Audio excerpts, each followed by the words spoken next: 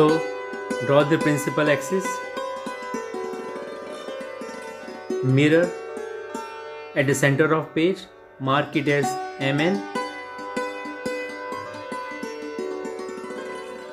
show the point pole, curvature and focus. So here the object is placed between focus and pole of a concave mirror. So this is only a ray diagram where the image will be a virtual image behind the concave mirror. So let us try to show how the rays emerge and from which point. So a ray of light passing through the curvature of a concave mirror after reflection is reflected back along the same path.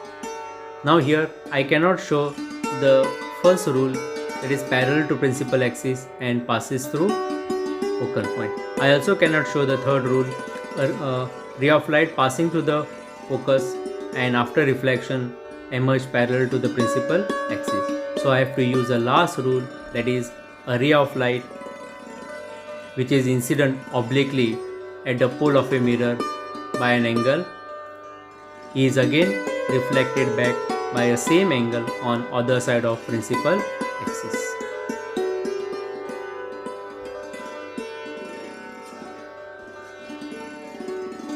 So here the two rays after reflection, they do not intersect. So where will be the image formed? So we have to produce the ray which is coming from the curvature in a backward direction, that is behind the mirror. So you can see we have how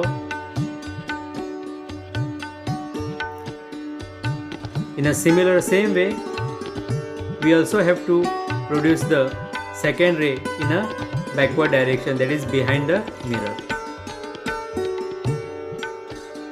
So now we find that the two rays, they will intersect behind the mirror. So it appears to do so. So image will be formed here where the two rays, they intersect here. So such image which is formed behind the mirror and which actually do not intersect, so such image is known as virtual image.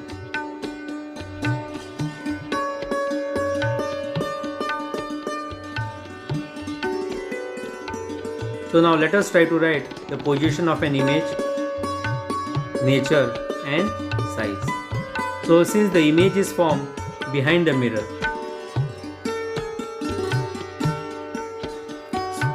so size of the image is enlarged and nature of the image is virtual and